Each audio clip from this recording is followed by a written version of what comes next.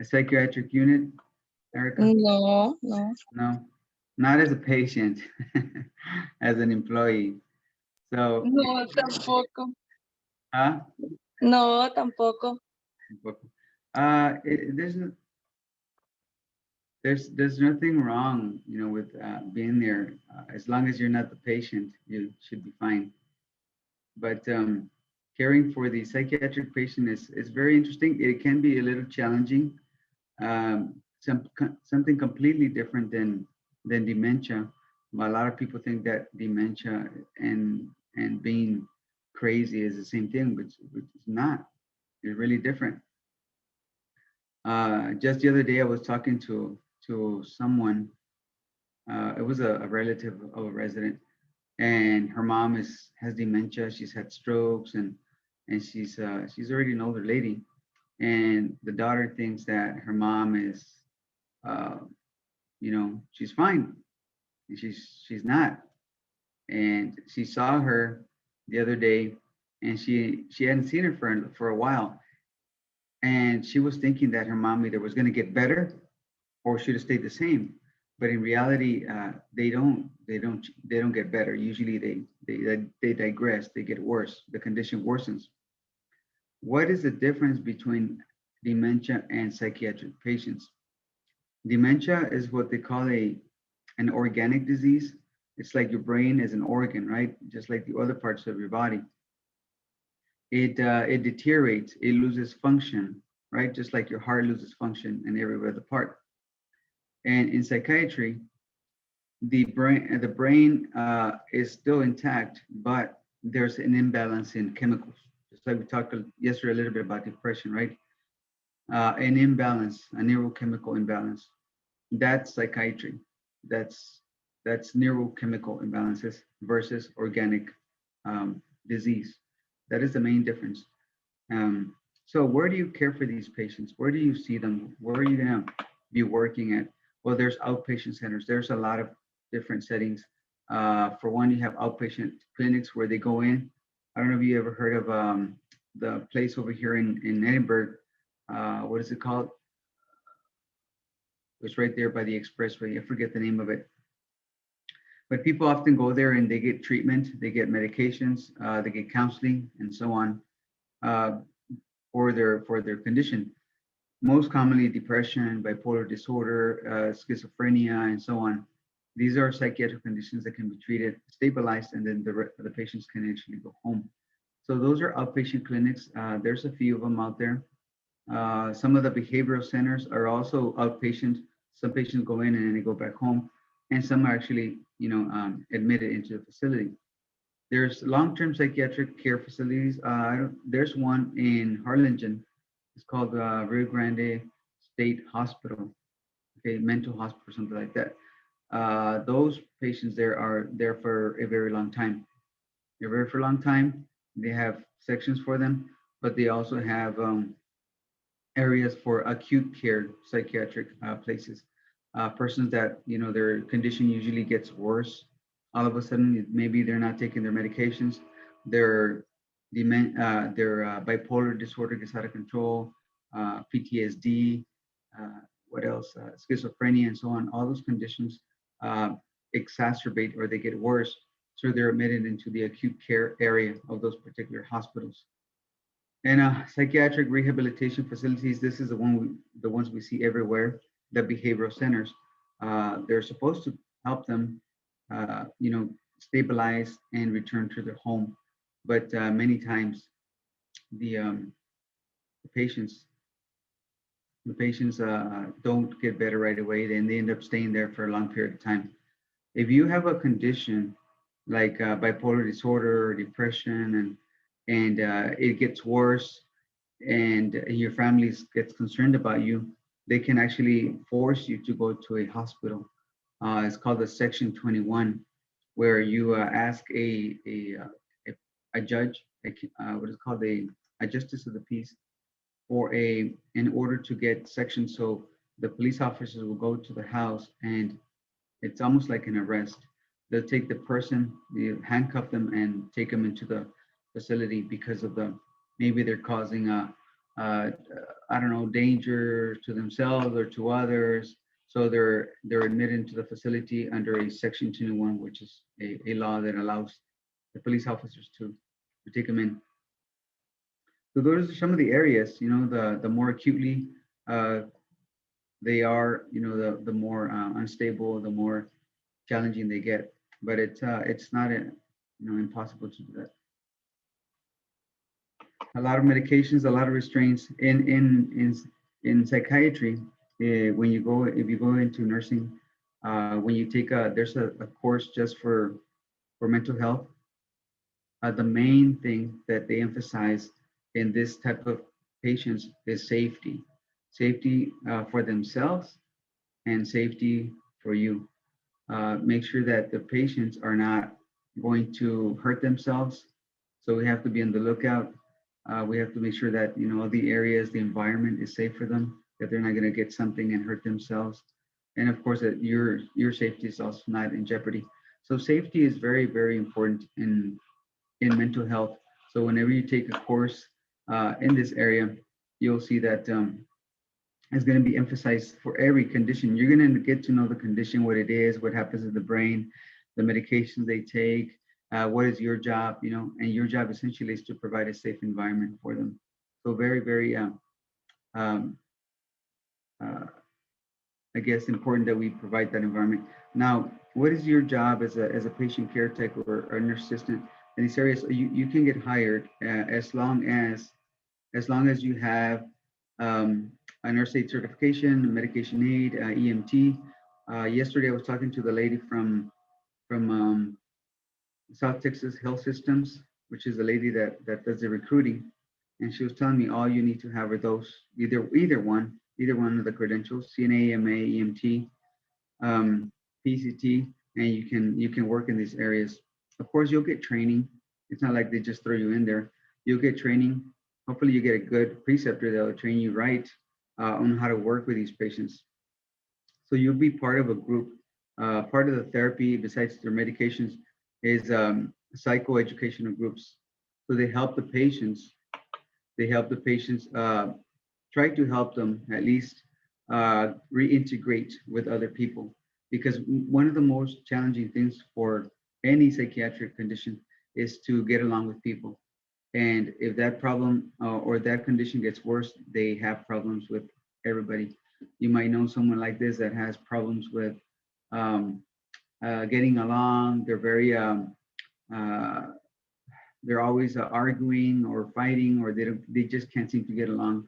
uh, these are the people that might have a condition even though they're not diagnosed. So psychoeducational groups are responsible for making sure patients attend the groups meetings. So it's not like you're going to force them, but where they're supposed to be there to encourage them. Okay, even though we're not counselors, we're supposed to be there and tell them, look, hey, this is going to help you, and da da da, and try to get them in there. Okay, as a nursing assistant, you may be responsible to make sure that your patients attend the group meetings. So in a sense, you're going to have to form a relationship, a bond with these patients, so that they see in you trust. Trust is another big thing. So it's safety, but also trust.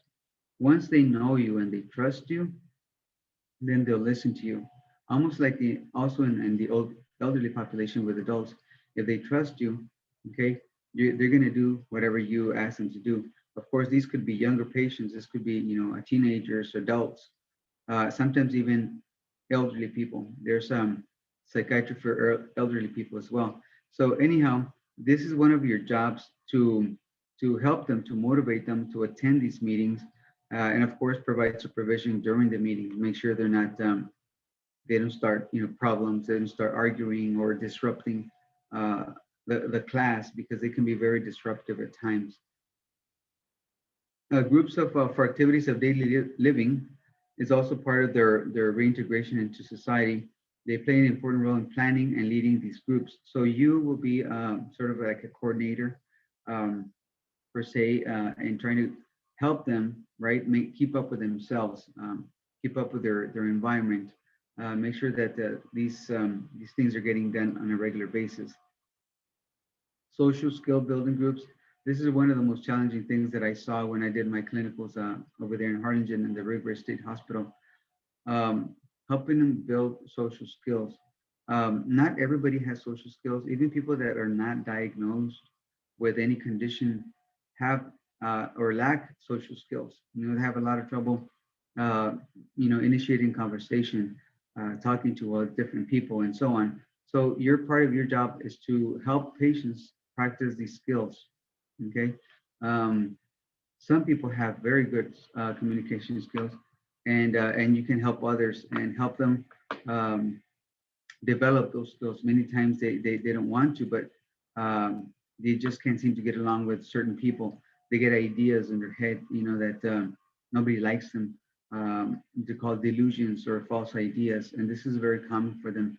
And even some normal people, they also have delusions. They say, "Well, I don't think that teacher likes me. I don't think that student likes me." How do you know they don't like you? Those are false ideas, and that's what a lot of other people do. Um, so let me see here.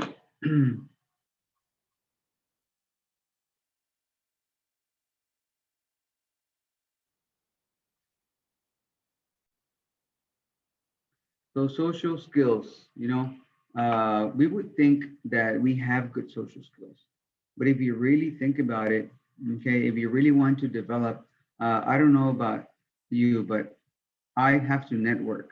I have to know people, like at least know who they are, what they do, and because you never know when you're going to need them, or they might need you in the future.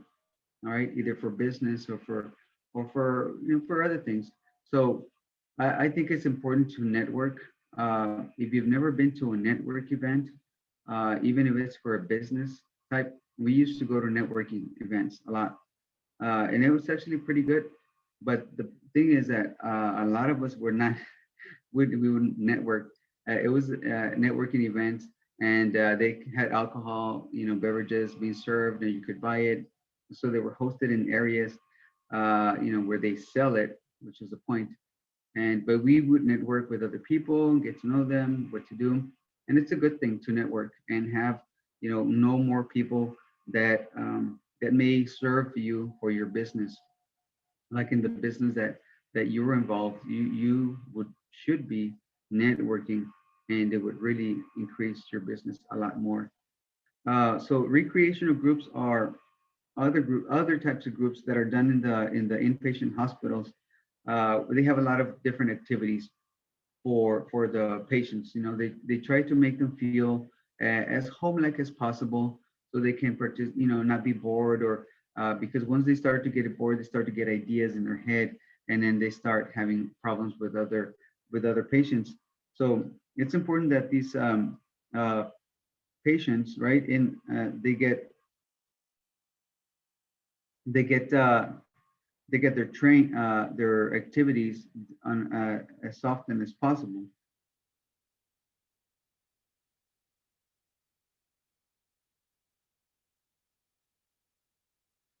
Day trips. Some facilities offer day trips for the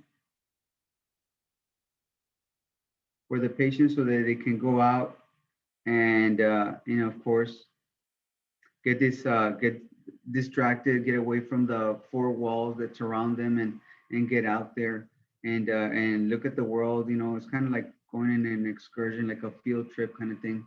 But it's really helpful for them, get their mind off, and they get off these different kind of activities. Sometimes it feels like um, they're not even what you call it, admitted in a facility. So there's a lot of therapeutic. These are all meant to be therapeutic for them. Not They're not just for fun, but therapeutic for them. And of course, if they meet the requirements, not every patient that is in the facility is able to go or attend these activities, because either they're going to cause problems, or they're going to be arguing or disruptive, and they're not even taking on these field trips. Therapeutic environments, again, this is your job, your responsibility to make sure that the patient is not going to be hurting themselves, that their environment is, supportive for them. So this is part of the job of a patient care or in a psychiatric unit. The environment should promote interaction between patients and staff members. So I remember when we went to the facility, some employees would sit, at a distance, or they would sit down and chit chat with them and talk to them and so on, which is all good as long as you keep it professional, as long as you don't,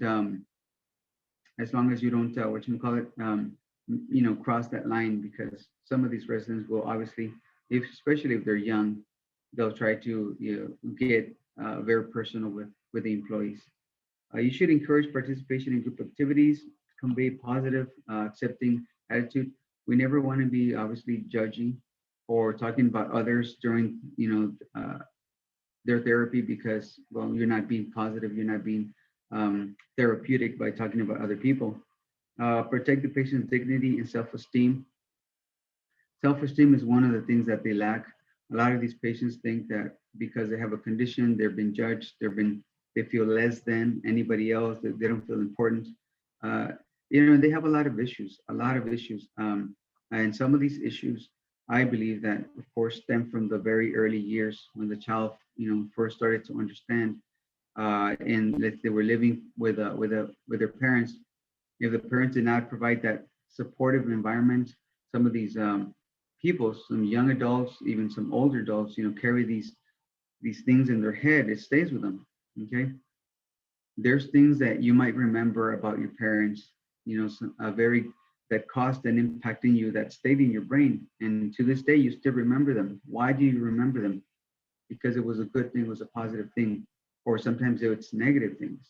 Okay, maybe you misbehaved and you got disciplined, and it was a pretty strong discipline, and you remember that, and you may hold the grudges against your parents because they discipline you. Those are the kinds of things that stay with some people. Some people never let go of that. They don't move on, and for that reason, they keep these grudges with them. And as they get older, it affects their mental health. So again, looking at the person holistically, at the whole person, not just their physical needs, there's physiological needs, but now we're looking at the mental health part of that person. So again, the nurse should be friendly, respectful, honest, dependable, empathetic. Put yourself in their position, non-judgmental, and a good listener. I think being a good listener is one of the best things that you can do. Listen. When somebody talks, just listen. Have them go on and on and on. Especially if they're upset. If somebody's upset and they're ranting on you, they're just going off. Just let them talk, and that's all we can do. All right. So your job again is to protect the patient from physical and emotional harm, protect the patient's dignity and self-esteem. Self-esteem is something that we really need to emphasize. Now look at this picture. It doesn't look, what do you think when you look at this picture? Can you see the PowerPoint? Sí, sir, parece como una güerina. Muy bien, But what does it project? Like, imagine yourself sitting there. What does it project? I don't know, like try to, pues ahí estar a ver si hace uno friends. I don't know. Okay. Like if you're sitting there, somebody comes in, obviously you're facing them, so they might, right? There's another chair in the back and it has a television, right? And so somebody can sit there and be alone, or others that can sit on the next sofa and socialize, watch TV together. But look at the colors, look at the setup. To me, it projects a sense of calmness, right? It projects a sense of calmness, and like everybody's chill, looking at the fish. There's an aquarium. That's what I get out of it. Okay, so people, it's not like going into bright colors. Bright colors project more energy, so people feel more energetic and so on. So the way they set up things up now, this picture may be a little bit dated, right? But believe it or not, a lot of the facilities still keep these colors, right? Because they're very cool and calming, right? This is what some of these patients need. They need a cool and calm environment. It's safe. It's not like they're going to pick up a vase and throw it at each other. That would not be good. But anyhow, that's what I get out of it. Like I was sitting there and I could probably just sit down and fall asleep or something. But That's the whole point. Okay, a safe environment, cool therapeutic environment is what they need. Therapeutic communication. We communicate with these people a lot, but I said first you have to listen. First you have to listen. How do you maintain a therapeutic environment between you and the person? Because sometimes they get very aggressive. Sometimes they get argumentative. They start arguing. They become disruptive. Okay, so you want to maintain this environment uh, as therapeutic as possible. Now, again, listening is very important. Number one, but always be very honest with them. Don't try to lie to them. Tell them that you're going to do this if they do that. Okay, if you're saying you're making a promise that you know it's not going to happen, so being honest with them uh, is very important. Be straightforward, matter of fact. Like, okay, you can't be screaming in here. You cannot be disrupting the class for the rest of the people. Okay, this is what I see nowadays, that a lot of children are not getting that direct and redirection or discipline at home. So when they grow up, they become this very disruptive, dysfunctional humans, and they think that it's normal because, well, they never learned it the other way. So that's why when kids are small, you have to really make sure that you ingrain in their brain that they have to be obviously um, responsible for their actions. So treat your patients with respect and protect their dignity. So when you talk to them, you don't talk down to them. You don't treat them like they're a nobody. That's not therapeutic. Okay. You protect the patient's right to privacy, so you can't tell them, por eso, that's why you're so bipolar. That's why you're have nobody likes you. That's not therapeutic. If you have any conflicts with other staff members, deal with them in a separate manner, just like you would, at home. One of the rules that I have is that adult problems are adult problems. Kids have no reason to know what's going on in the adult's life, right? In their personal problems. You should never discuss them in front of your kids. Everything has to be uh, done separate. So again, staff members should, talk about their differences or opinions in a different area. Okay. Also with the patients, if they've been disruptive, you might want to put them to the side and tell them respectfully what they're doing wrong and what they need to do. Do not have any personal conversations in public areas with the residents, especially or even with their staff members, because the residents are listening. And if they can hear you, they, of course, are going to share whatever they hear with other people. So when conversing with their staff members or the patients in public areas, avoid whispering and laughing. It's like they may feel they're talking about them. If you're with another staff member, you're like whispering and laughing, and the patients turn around, and they automatically think that you're talking about them. That's one of the things that, and they're very what's the word? Paranoid. They think that everybody's talking about them, that everybody's out to haunt them or steal from them or whatever. That's one of the things that they have.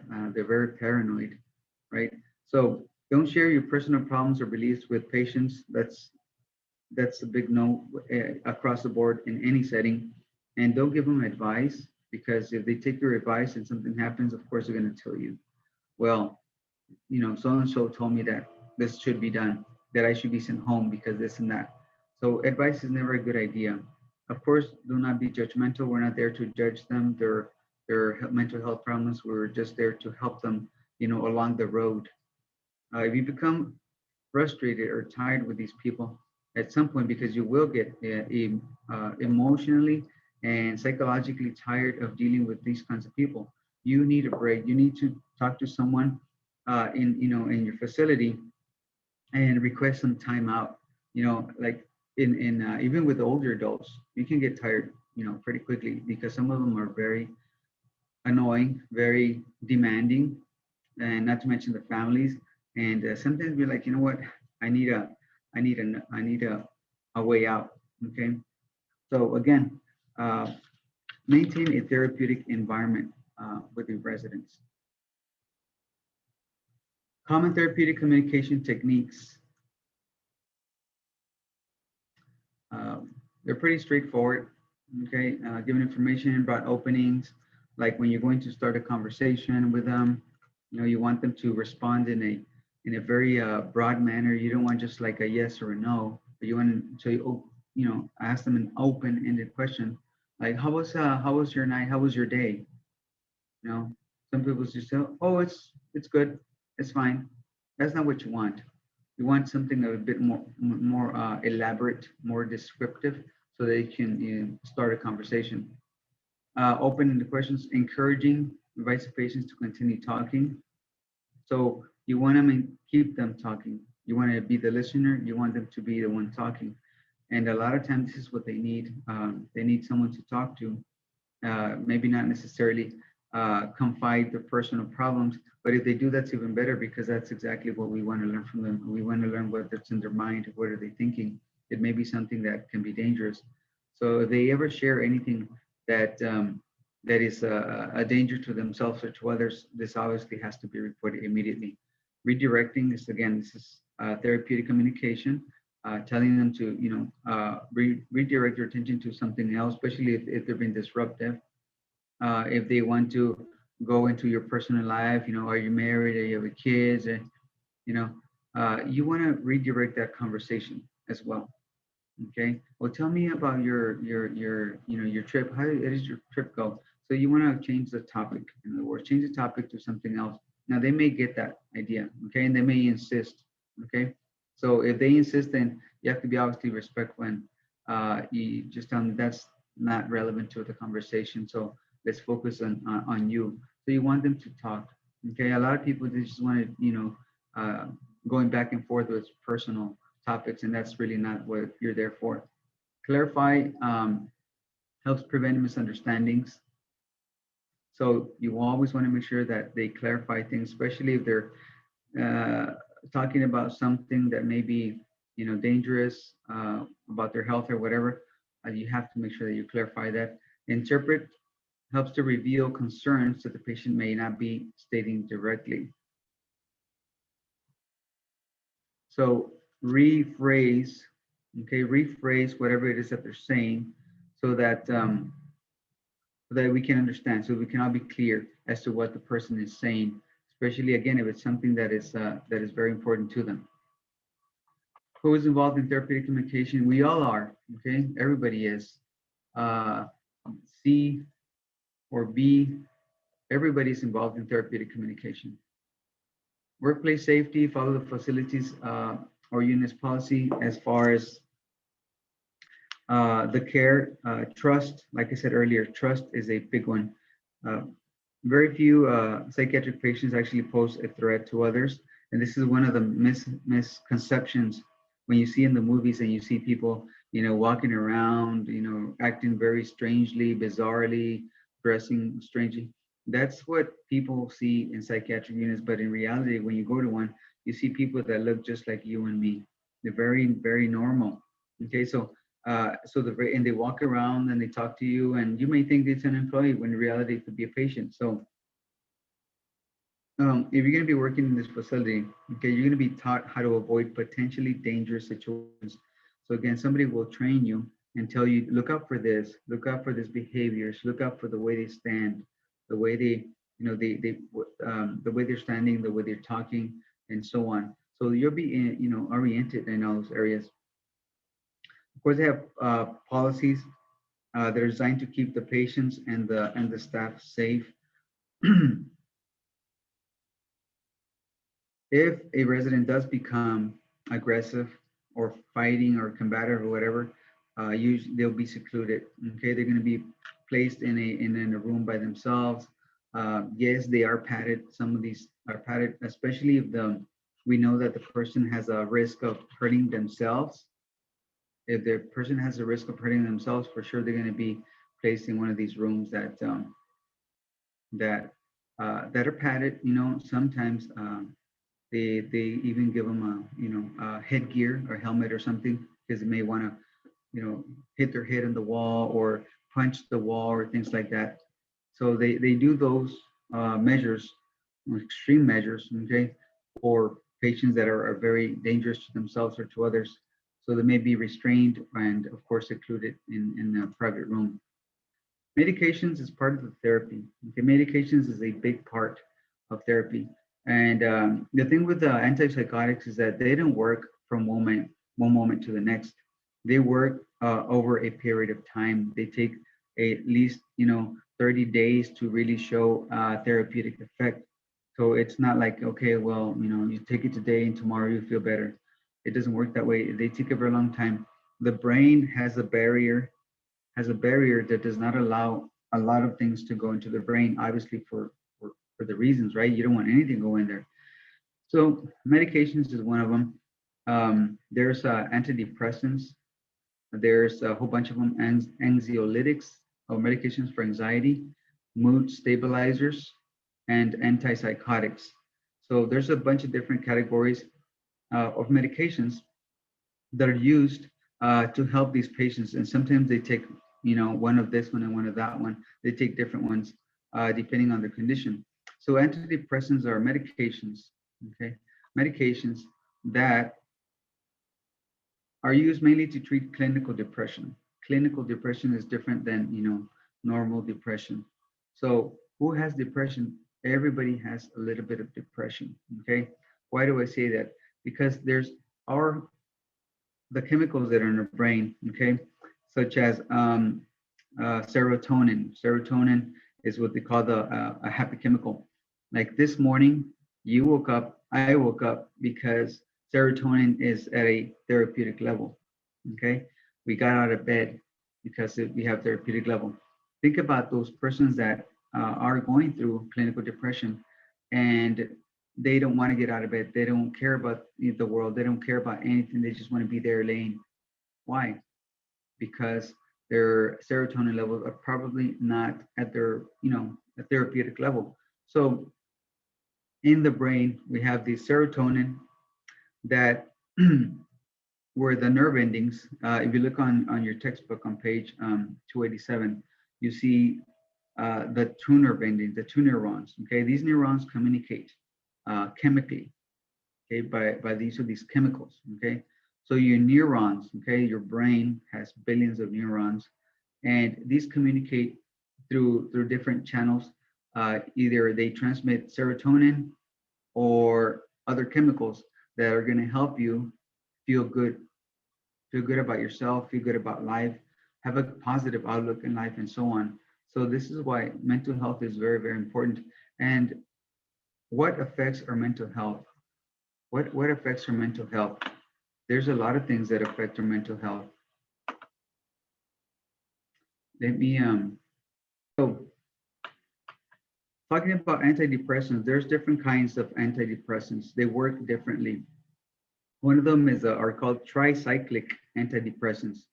Okay, tri means three, cyclic is cycle, and antidepressants slow the reuptake. Reuptake means like picking up the chemical. Two key neurotransmitters, serotonin and norepinephrine. Serotonin and norepinephrine. You should know these two chemicals because these are the ones that make us every single day. They make us get up and go, get up and go. If you ask yourself, why did I get up today? Well, I had a class today. Well, and why do you have to get up? Why don't you? It's amazing how we're all wired differently. Okay. Like we all have different goals, different ideas, uh, and but yet we still wake up because we want to achieve something. Okay. Today you woke up because you want to achieve something. Obviously, you have things to do later on, but you're coming here and you're achieving this, right? This training.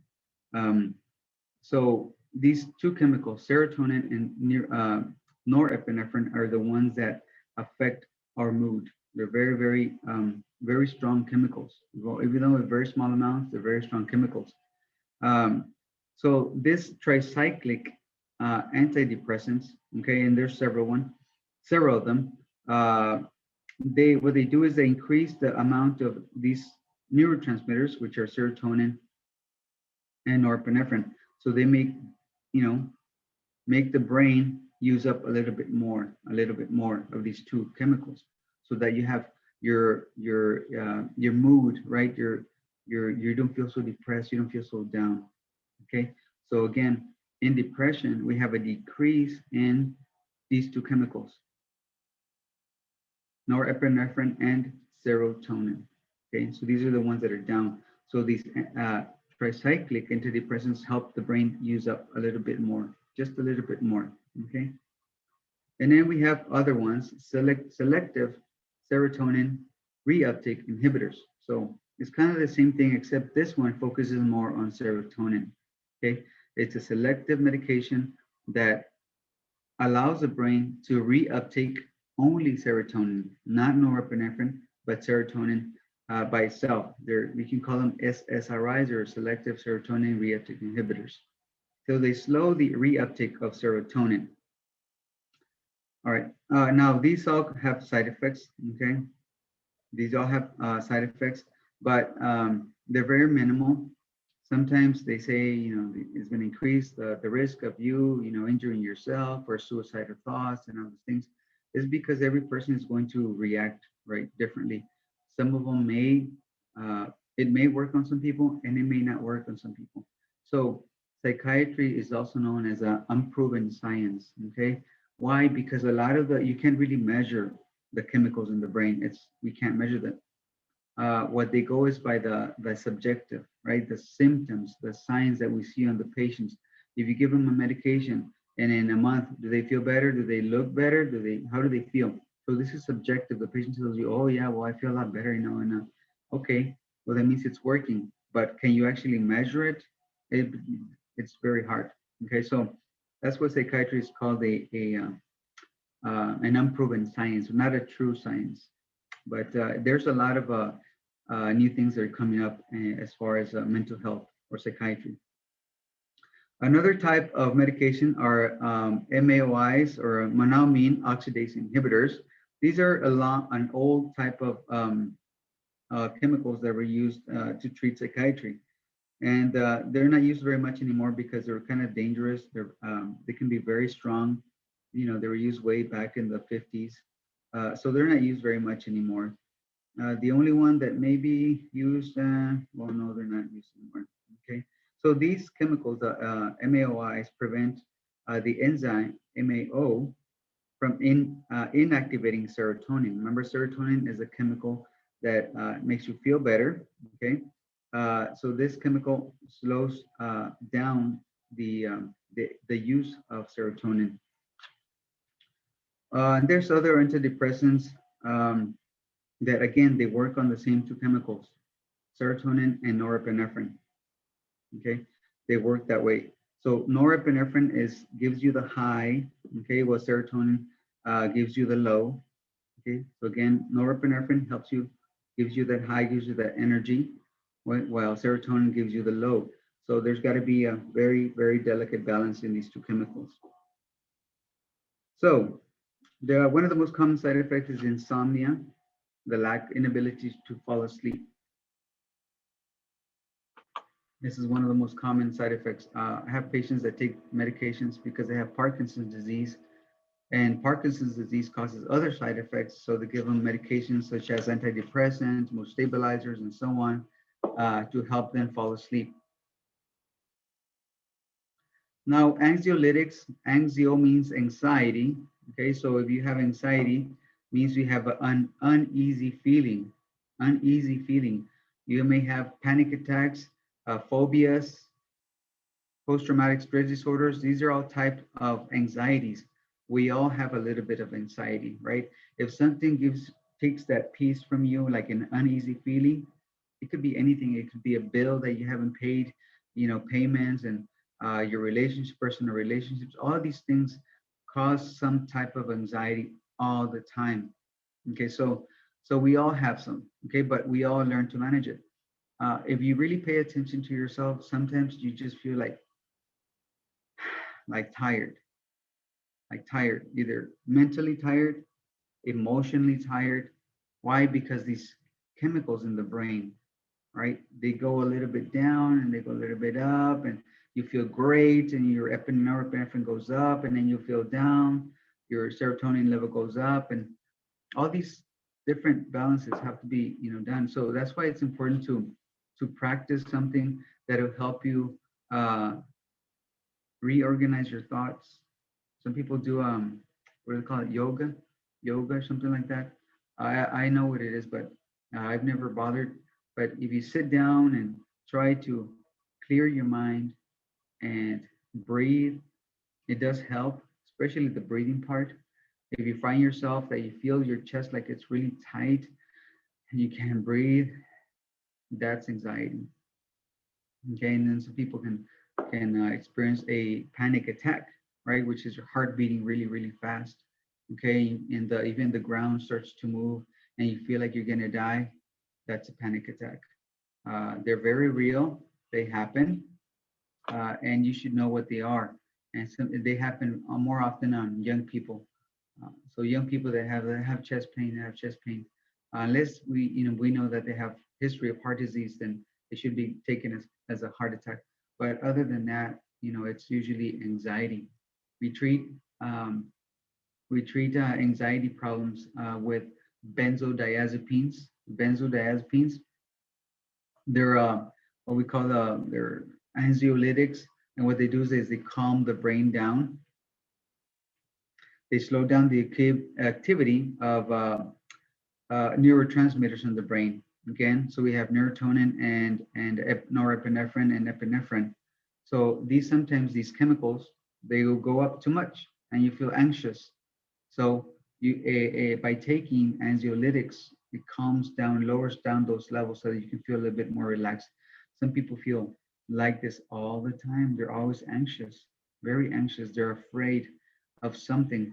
It's a fear, like an uneasy feeling. And sometimes it's hard to explain, but if a person suffers this, then they should be, if it comes to a point where the person is unable to function normally, in life, then they need a medication. This is really when we decide, does the person need medication? Or if they can't go to work because they have this uneasy feeling, if they can't function in their relationship because they have this anxiety, they need treatment. That person needs treatment. Okay, same thing for depression. If they can't wake up, they don't have the energy to go to work. If they have no interest in life, they have no interest in relationships, in people, and so on. Maybe they're a little bit depressed. Okay, so a lot of things can affect this. Again, these two chemicals. So anxiolytics, benzodiazepines is a type, are treated with benzodiazepines. One of the main side effects of this one in the beginning is drowsiness. They get drowsy, they may fall asleep, but in the long run, they get used to it, and it no longer causes drowsiness. They cause physical dependence, meaning you're gonna get used to them, you're gonna get addicted to them. Yes, you will. One of the most common ones that we use is alprazolam, or Xanax, or lorazepam, which is a stronger one, Ativan. Those two are the most common ones that we use. But there's others. There's medications that are used for sleep. There are benzodiazepines. One of them is called Restoril or temazepam. Valium is a very popular one or common one that we see. So benzodiazepines are used to treat anxiety problems. Okay, you might even, if you take Benadryl. Benadryl is a type of anxiolytic. We also use it to treat anxiety. So someone that might be having this problem um, can take Benadryl. Forget the chemical name of it, the regular name. But anyhow, it's used to fall asleep. They sell it as a sleep aid, but why? Because it calms the brain down, okay, and it helps you fall asleep.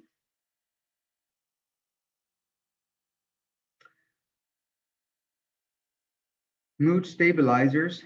Mood stabilizers. Some people have mood disorders. I have some patients that have really serious mood disorders. They get angry very, very quickly. They call it explosive personalities. They get angry from one moment to the next. They cannot control their emotions, and they get very, very angry. So mood stabilizers are used in treatment of bipolar disorders. Bipolar disorder is actually a very common problem. I think it's underdiagnosed, but it can very easily become overly diagnosed. A person who has bipolar disorder is usually treated with lithium. Lithium is the most common medication that's been around for a long time and is still used to help people manage their disorder. So bipolar disorder has two phases, right? A person can be normal, right?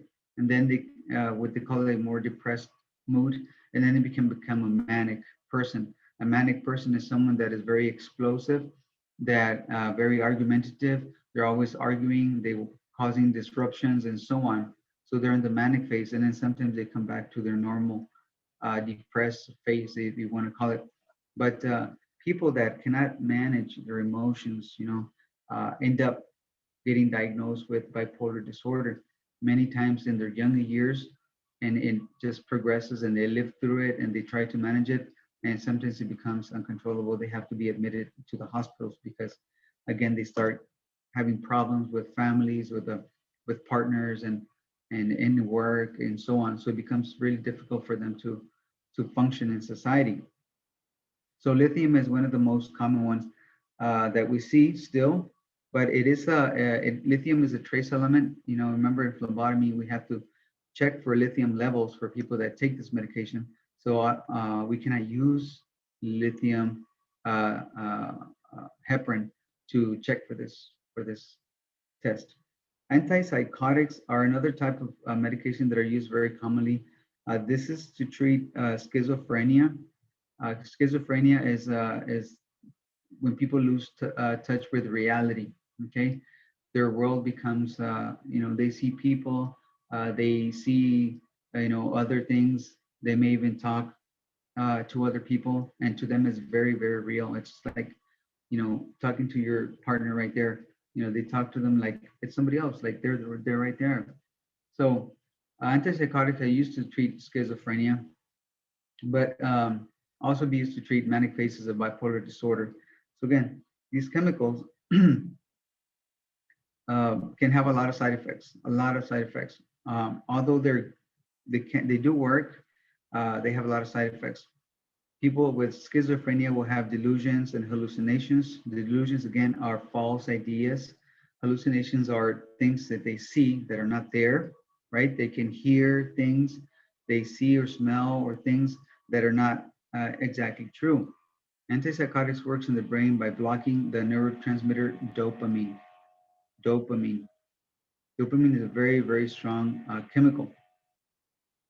The most common medications that we see now are Risperdal, olanzapine, and Seroquel. These are three that are very, very common and used in many different patients for different reasons. Again, either because in the manic phase, or they're because they have these delusions and hallucinations. And I have a patient that has Parkinson's disease. He's he's a very, very wealthy man. And he's still there. His mind is still there. He understands everything. He knows that Parkinson's is getting worse, and he knows that the medications are having side effects. He used to come out of the room. He's in a wheelchair, right, power chair, and he would come out very angry. And like, what's wrong, sir? And he says, well, you need to tell those people to get out of my room. And I'm like, okay, maybe there's someone in there. So I go in there, and there's nobody. And like, sir, there's nobody here. Says, well, they were just there. It's all three of them. It's a family, the mom, dad, and they have a kid. And he would see them just like they would see anybody. And I'm like, well, they're gone. There's nobody here. And like, well, they must have left when you came. Okay, maybe they're afraid of me. So, but then he realized that these things were not true. Okay. And then so we started him on a medication, okay, that helped him get rid of the delusions. But at the same time, this medication has other side effects. A lot of these are like abnormal muscle movements. And sometimes they look the same, just like a Parkinson's. Parkinson's disease have the tremors, right? And some of these medications have tremors, okay? Sometimes they have jerky movements, moving around, and they move their arms, things like that. These are sometimes side effects from medications. So muscle spasm, stiffness, it's called dystonia. akathisia, an intense feeling of restlessness, which is what he has a lot. He's very restless. He's in and out of bed and in and out of bed. He can't fall asleep. This is probably a side effect from a medication. Okay, so these medications try to reduce that dopamine. Okay, that dopamine level in his brain. So again, it causes all these side effects. Drug-induced Parkinsonism. Again, same thing. It looks like Parkinson's. He does have Parkinson's, but the medications make it even worse. Tardive dyskinesia, movement of the head and neck and extremities. The other day he was asleep and he was like kicking his legs. He was just kicking his legs. It could be part of the medications. Because sometimes these medications have more side effects than benefit. So the patients have to decide, do you want to keep the medication? Do you want to have this side effects? All right. So medications are a big part of treatment, but looking over the side effects can be just as challenging than the medication itself. So other parts of treatment, of course, psychotherapy, which is a big part, counseling or talk therapy, when the therapist sit down and talk to them, okay, for psychiatric.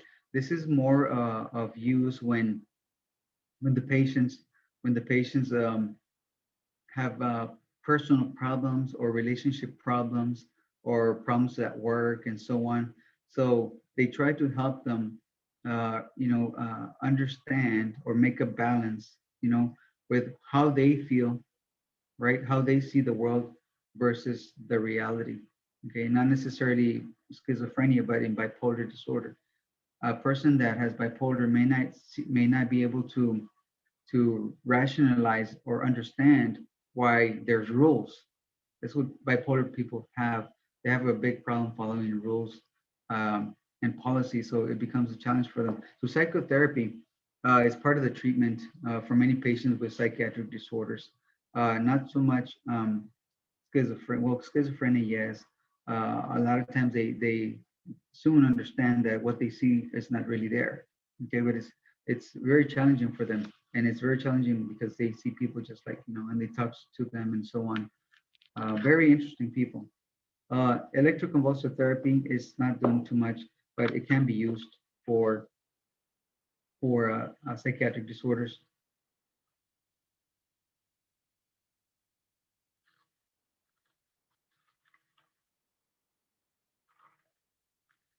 All right, so caring for patients with psychiatric disorders, okay, again, safety and trust is going to be the main thing, okay? Once you understand what anxiety is, right, that uneasy feeling, what happens if they have an acute exacerbation of the problem, what do? You want to reassure their safety, okay? I've seen people with generalized anxiety disorder, and they scream at the top of their lung like they're afraid, like the world is going to come to an end. So it's very important that you reassure their safety, that nothing is going to happen to them, that you're there for them in case they need your help. So it's important that you emphasize safety. So anxiety disorders, again, are an uneasy feeling, a fear. So when you see a person having a panic attack like the one you mentioned, okay, you must reassure their safety. You must tell them that I'm here and nothing's going to happen. Okay, they already have your trust. You're reassuring their safety. Hopefully, it kind of calms down, but it doesn't work all the time. It doesn't. When a person is afraid of dying, we're all afraid of dying. There's nothing that's going to change their mind. So that's one of the important things that you need to make sure that you emphasize with patients with anxiety. Okay. Panic disorders is what we see. Obsessive compulsive disorder. A lot of people jokingly say, "Oh, I'm OCD. I'm so OCD." I don't like it when they say that because OCD is a very serious problem. There's obsession. You're obsessed with cleanliness, right? You're obsessed with microbes. Microbes are going to make you sick. COVID-19 is going to kill me. You get obsessive, right? With the idea that COVID-19 is going to get to you, okay? And then the compulsion is the other part. How are you going to, well, you're going to, clean everything before you leave. carry bleach wipes everywhere you go, clean everything you go, and by the time you know it, you haven't left the house and you're already late to work. You're now an hour late to work. Why? Well, because I have to clean everything before. I don't want to get COVID-19 and whatever. That's a problem, right? If anything interferes with your normal life, then it becomes a problem. So OCD is nothing to joke about. Now, if you're organized, that's great. That's great. If you're type A personality, like, you're a perfectionist, you want to do things great, okay, that's nice. But as long as you can function, if you can't function, because of this, because of your obsession and then your compulsion, then obviously that's a disorder, OCD. Phobias are excessive fears like arachnophobia, claustrophobia, any excessive fear. And I mean like fear, like screaming. Like if you see something, you see a roach, you scream, you jump up on the chair. That's a phobia. Okay. And people say they have phobias, but they're really not. It's just like, they're just, grossed out by roaches or rats or whatever, right? PTSD is a type of anxiety.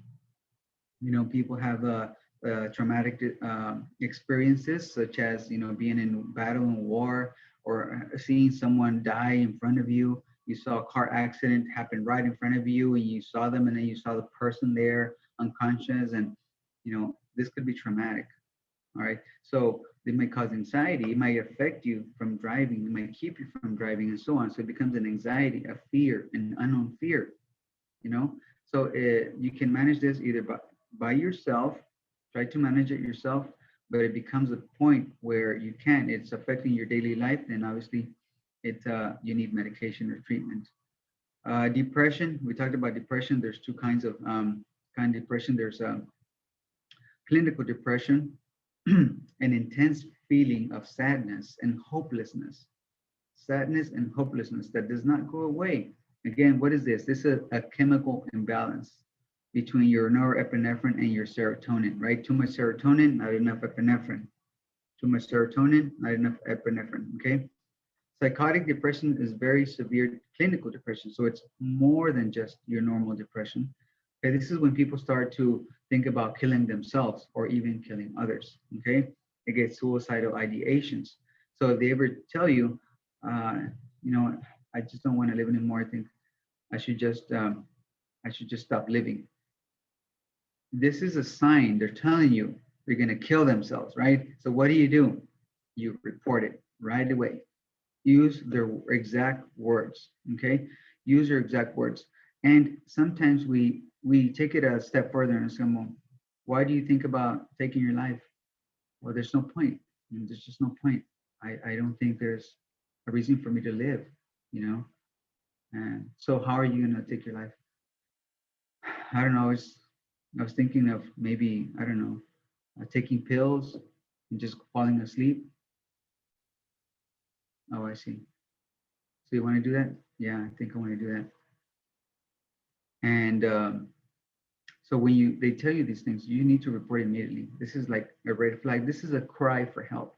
And sometimes we miss that, especially we know people when they tell you, yeah, I don't want to live anymore, and it's not worth it. And some people go downhill like that fast. Okay, let's say you lose your business, you lose your partner, whatever it is, your mind is going to take a big emotional toll. Your serotonin is going to go up, your norepinephrine is going to go down, and you're going to feel like the world has come to an end for you. That's it. This is depression. If you start to think about hurting yourself, then it's called psychiatric depression. Okay, very, very serious. So we treat this very serious. So what is the most important thing to do when somebody's depressed? Safety. We cannot have them in an unsafe environment. Okay, so someone obviously saying something like this, they need help. They need to be admitted to a behavioral center or a rehabilitation center. They cannot live like this at home because they will wake up, or they will be found dead. I find this a lot in young people because they're growing teenagers. Their chemicals are like this, right? Serotonin, epinephrine. And some of these kids that cannot handle, their emotions, that break up with a girlfriend and things like that. To us, it's like, oh, come on, guys, But to them, they're very different, it's very serious, and they actually go into this psychotic depression. The next one is bipolar disorder. Again, very, very interesting characters. Okay, very interesting characters. They live among us. They live pretty normal lives as long as they're compliant with their medication. Remember, the medication is lithium. Okay, we have to check the lithium levels once in a while. I have several patients that take uh, lithium to control their PTSD, their anxiety as well. Remember, there's manic and then there's depression. So the lithium is used to control their depression. The person experiences periods of depression, which can be severe, followed by periods of excessive excitement or mania. Now, some people imagine like, oh, jumping up and down, like oh, hyperactivity, not necessarily. They may be acting out more in socializing. They may be wanting to go out here and there. We have to go to work. Oh no, I'll go later. They can wait for me, or they won't fire me. They throw everything out the windows like it's all about them. In reality, that's not it. So again, it becomes a problem with society. They cannot function. They cannot work, maintain a work, a job. So lithium is the most commonly medication used to keep the person's mood somewhere in between the two extremities, between depression and between mania, somewhere in the middle. All right, so what do you do? What do you do? The person that has, they start to develop diarrhea, vomiting, has to be reported. If they have trouble moving in a coordinated way, like, those akathisia, the movements and the walking, that would be a problem. They complain of ringing in the ears, meaning sometimes their blood pressure may go up. Increased urinary frequency means their bladder is acting too much. So bipolar disorder, very, very interesting. There's a lot of movies about these disorders, and some of them are a little bit comical. They're meant to be funny, but the point of the movies is to help you understand that these conditions are real and that, they need help. The last one we talk about is schizophrenia, which is one of my favorite ones. Very disabling in the beginning because people see other worlds, other people, okay? So if a person has this kind of problem, they cannot function. They cannot function. Imagine you going to work and talking to somebody else and there's nobody there and people are looking at you as they know something is wrong with you, okay? And then you realize that they're looking at you and it's embarrassing. You cannot function like that. So schizophrenia, you have delusions and hallucinations. Remember, delusions are false ideas. You might see someone as like, I think they're coming to get me, or something like that. I remember if I told you about the movie that it's called A Beautiful Mind. If you haven't seen it, watch it. It's a really good movie, really good movie. It's about schizophrenia, okay? Write it down, put it on your Netflix thing. I don't know if it's Netflix, but anyhow. Sir, también hay un show, no sé si es en TLC, de una niña que tiene esquizofrenia y the Really? parents have to deal with her, like, viven con unos. So again, schizophrenia has affects a person and their affect, okay? The way they express themselves. Sometimes it's very flat, like they show no emotion, very poor or flat affect, okay? We use our facial expressions to convey emotions a lot of times, right? And you might look at people and see them like, it looks like they're upset. It looks like they're, I don't know, just no emotions. That's called the flat affect. Okay, you see a lot of this in schizophrenia. It's very obvious, but sometimes inappropriate affect. Sometimes like somebody could be in dying or sick, and they can be like they're smiling when they shouldn't be smiling, right?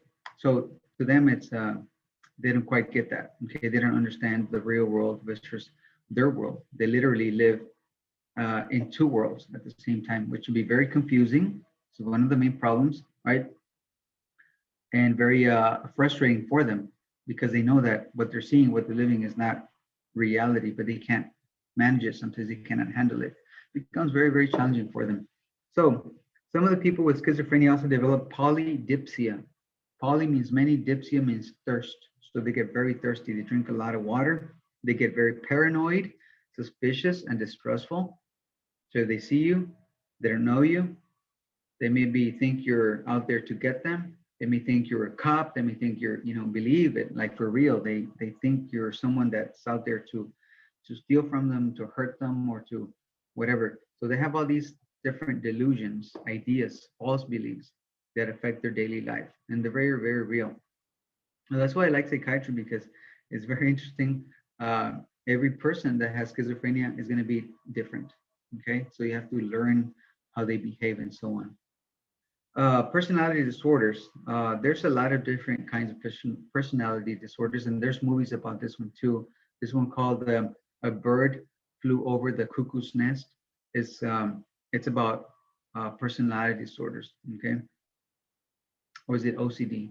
I might be mistaken. I think it's about OCD. Anyways, there's a lot of different kinds of personality disorders, and I think we have some kind of. Sometimes we have to be different people to some different. Right. But in general, we're the same person. Okay. We just have to behave differently around others.